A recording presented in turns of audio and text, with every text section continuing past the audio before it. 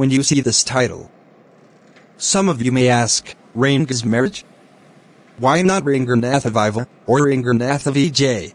Well, yes. I know, I could have used some other mouth-filling one, like Yaganatha or Garicha's wedding. But, this story is not about Yaganatha's victory, or Garicha's wedding. It's about our own Ranga's marriage, hence no fancy title. Our village's name is Hosa Halli. You must have heard of it. No? What a pity. But it is not your fault. There is no mention of it in any geographic book. Those Sahibs of England probably do not know that such a place exists, and so do not mention it. Our own people too forget about it. You know, we Indian people are like a flock of sheep. One sheep walks into a pit, the rest follow it blindly. When both the Sahibs in England and our own geographers have not mentioned it, you cannot expect a cartographer to put it on the map. And so, there is not even the shadow of our village on any map. Sorry, I started somewhere, and then went off in the other direction.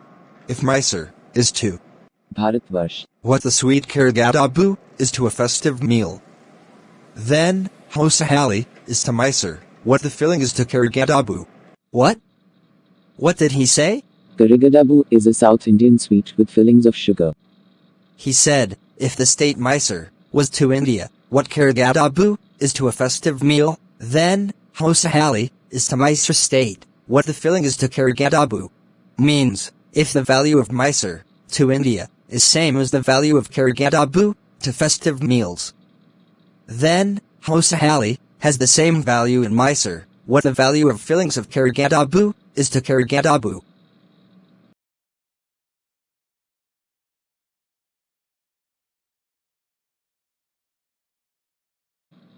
What I have said is absolutely true, believe me. I am not against your questioning it, but I will stick to my opinion. I am not the only one who speaks glowingly of Hosa Halli. We have a doctor in our place. His name is Gunda Bhatta. He agrees with me. He has been to quite a few places. No, not England. If anyone asks him whether he has been to England, then, have you ever been to England? No, Anna. I have left that to you. Running around like a flea-pestered dog is not for me. I've seen a few places, though. Running around like a flea-pestered dog. Flea is an insect who sticks on dogs for their blood. Thus, a flea-pestered dog is a dog who runs around because of the trouble made by the flea. Thus, the doctor considers an England visitor like a flea-pestered dog who cannot stop at one place. We have some mango trees in our village. Come visit us, and I will give you a raw mango from one of them. Do not eat it. Just take a bite. Because its soreness is sure to go straight to your Brahmarandra. Brahmarandra. It is a soft part in child's head, where skull bones join later. Here, he tells the soreness of the mangoes, by using this expression. I too didn't know about its soreness first. Once, I took one mango to home, and a chutney was made out of them. The cough we suffered from, after that. It was when I went for the cough medicine, that the doctor told me about the speciality of this fruit. Just as the mango is special, everything around our village is special. We have a plant growing in the fine water of the village pond. Its flowers are really special. Get 2 leaves from the plant, and you will not have to worry about not having leaves on which to serve meal. You will just say, I am rambling. It is always like that when the subject of our village comes up. But enough. If any one of you would like to visit us, just contact me. I will let you know where Hosa Halli is and what things are like here. The best way of getting to know about a place is to visit it. Don't you agree?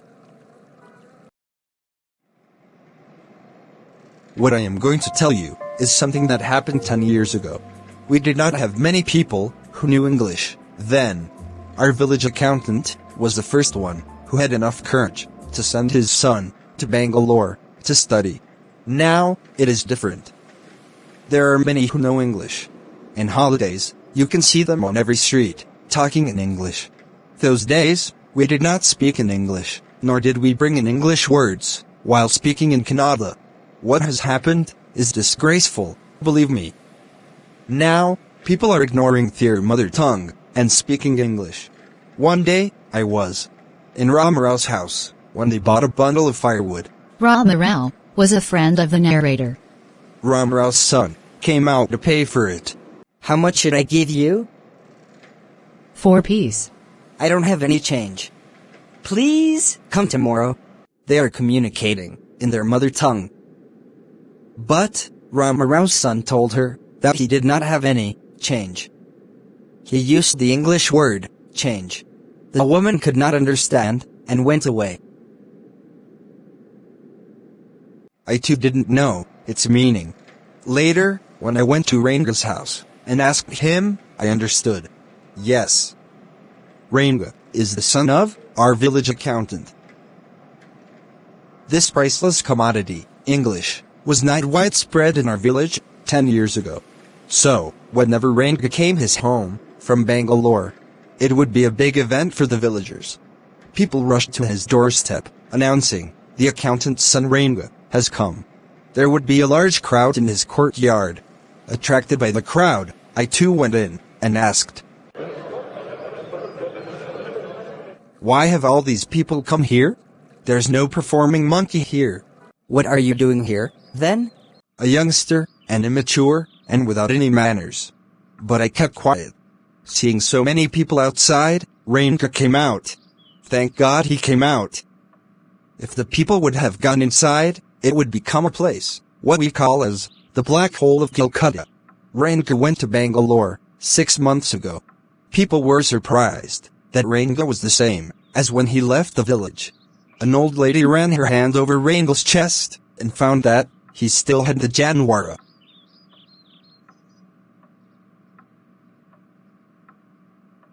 The old lady said that Ranga had not changed his caste. Once the crowd realized that Ranga had the same hands, legs, eyes, and nose, they melted away. I continued to stand there. After everyone had gone, I met him. How are you, Ranga? Is everything well with you? I am all right, with your blessings. I must draw your attention to this aspect of Ranga's character. He did not do his namaskara like a present-day boy, with head up, standing straight. Nor did he just fold his hands. He bent low to touch my feet. I blessed him, may you get married soon. But a present-day boy, after coming from a city, forgets his culture. I was happy that Ranga was not like them. After talking for some time, I left. That afternoon, when I was resting, Ranga came to my house, with a couple of oranges in his hand. A generous, considerate fellow. It would be a fine thing to have him marry. For a while, we talked about this and that. Then I came to the point. Rangappa, when do you plan to get married? I am not going to marry now. Why not? I need to find the right girl. I know an officer who got married some months ago. He is about 30, and his wife is 25. They will be able to talk lovingly with each other. Let's say I marry a very young girl. She will take my words spoken in love as words spoken in anger. Recently, in Bangalore, a troupe staged the play, Shakuntala. Dushyant fell in love with Shakuntala. Would he fall in love with her if she were young? No. This play by Kalidas would not exist then. If one gets married, it should be to a girl who is mature. Otherwise, one should remain a bachelor. That's why I am not marrying now. Is there any other reason? A man should marry a girl he admires. What we have now are arranged marriages. How can one admire a girl with milk stains on one side of her face and wetness on the other, or so young that she doesn't even know how to bite her fingers? Ranga says one cannot admire young girls. One who has milk stains on one side of the face and wetness on the other means she is so young that she spoiled milk and water on her face, or she is so young that she can't even bite her fingers. One, a neem fruit, the other, a bitter gourd. Exactly. I was distressed that the boy, who I thought would be a good husband, had decided to remain a bachelor. I made up my mind that I would get him married one day. Ramarau's niece. Niece means brother or sister's daughter. Ramarau's niece, a pretty girl of 11, had come to stay with him. She was from a big town, so she knew to play the veena and the harmonium. She also had a sweet voice. Both of her parents had died, and Ramarao had brought her home. Ranga was just the boy for her, and she, the most suitable bride for him. Since she was a frequent visitor to Ramarao's place, the girl was quite free with me.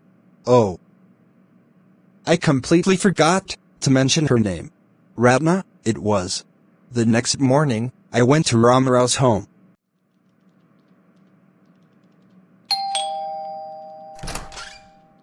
Mrs. Rao, I will send some buttermilk for you. Ask Ratna to come my home and fetch it. The girl came. As it was Friday, she was wearing a grand sari. Ratna, please sit. Will you sing a song?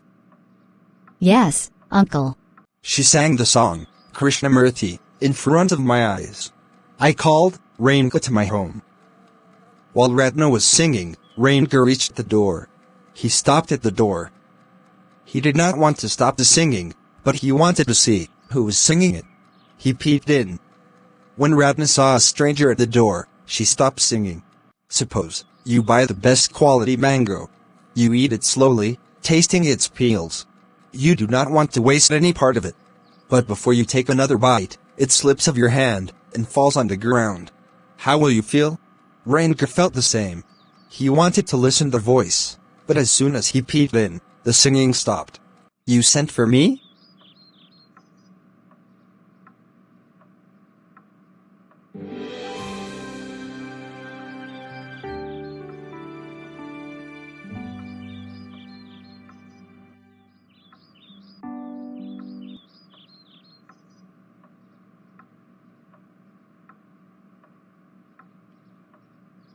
It was my coming that stopped the singing.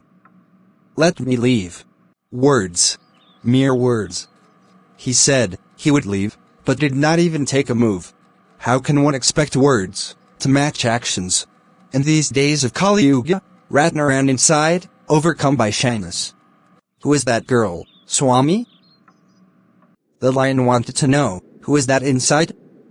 The he-goat, who had taken shelter in a temple, replied, does it matter who I am? I am a poor animal who has already eaten 9 lions. And I have dedicated to eat 1 more. Tell me, are you male or female? The lion ran away, in fear. Like the lion, Ranga had asked me who was the girl. Like the he-goat, I replied. Does it matter to either of us who she is? I'm already married, and you aren't the marrying kind. She is not married, then? His voice did not show his excitement, but I knew he was excited. She was married a year ago.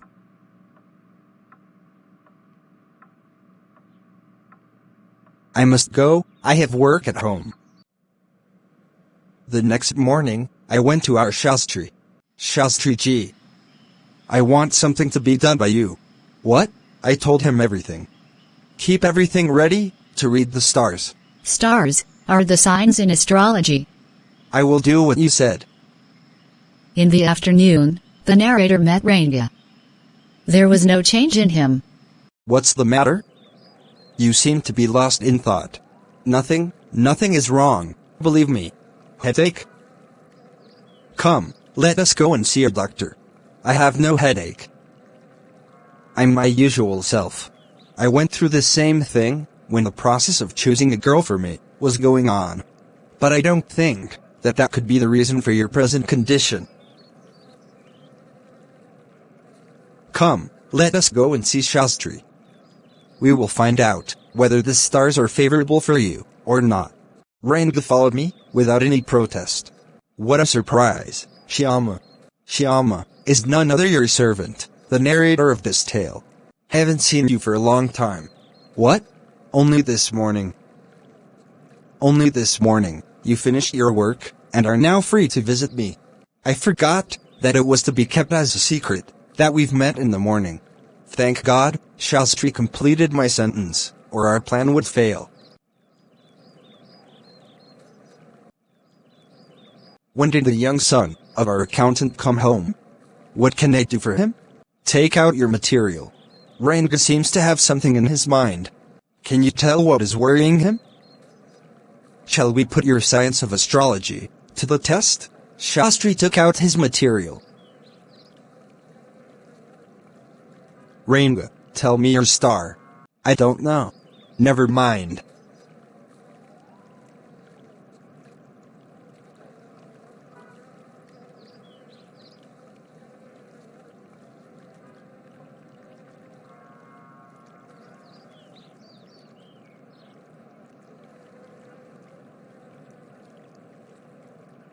It's about a girl. I had been controlling laughter in all the drama. But I burst. Exactly what I said. Who is the girl? She probably has the name of something found in the ocean. Kamala, the lotus? Maybe. Could it be Pakshi, the moss? Must it be Pakshi, if not Kamala? Why not Ratna, the precious stone?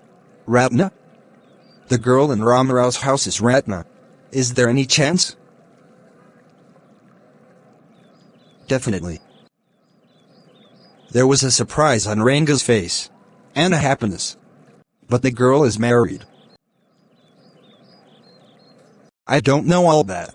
I only told you what our Shastra indicated. Then they left the place. Ramarao's house is on the way. Stop here, I'll be here in a minute. Ratna was standing at the gate. I went alone, and returned. Surprising. This girl isn't married.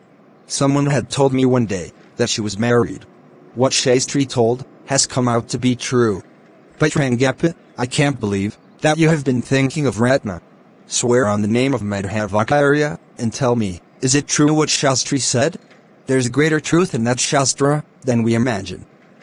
What he said is absolutely true. Our plan became successful. In the evening, I met Shastri. So, Shastri ji, you repeated everything I had taught you, without giving rise to any suspicion. What a marvelous Shastra yours is. What are you saying? If you hadn't said me, even then I could have said, from my Shastras. Don't make fun of my Shastra. One day, 10 years later.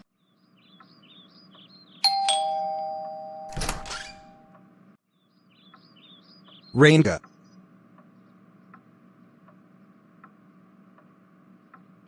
I've come to invite you for dinner. What's the occasion?